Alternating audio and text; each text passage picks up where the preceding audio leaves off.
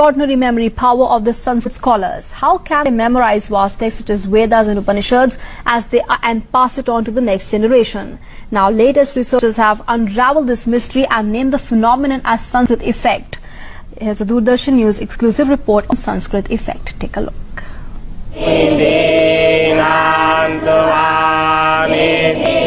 Sanskrit, which literally means perfected or refined, is one of the oldest human languages. Sanskrit is also regarded the world over for its unique way of learning, in which large texts are memorized verbatim. The four Vedas, the Upanishads, all have been preserved through this technique.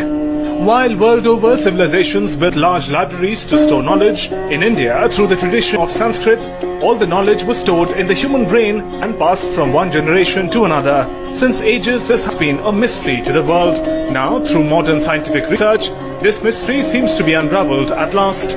A study on Sanskrit effect, which has been reported in the journal Scientific American, has claimed that memorizing Vedic mantras enhances the brain regions associated with cognitive functions such as memory.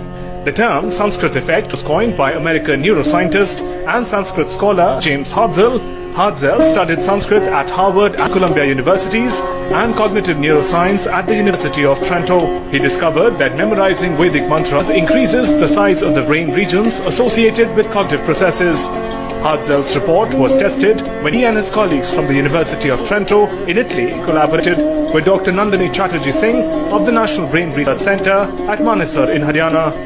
This extensive research has established that through this unique memorizing technique used in traditional Sanskrit learning, brain capacity significantly increases. What we did was we compared professionally trained Vedic pundits, Yajurveda pundits, from the Delhi area with carefully matched controls. And we found really large differences in their gray matter and cortical thickness between the two groups. So this is what's called a cross-sectional study. And cross-sectional studies show you that the phenomenon that you're interested in. So in this case, we're looking, is there some relationship of the brain plasticity or changes in gray matter that might occur from this practice?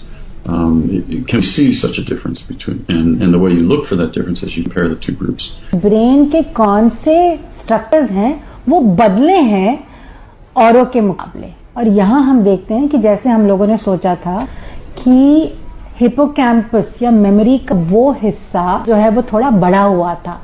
Group of highly specialized memorizers and reciters of Vedic Sanskrit and of associated texts, is there structural plasticity in their brains that's probably related to that practice? And we showed that for sure.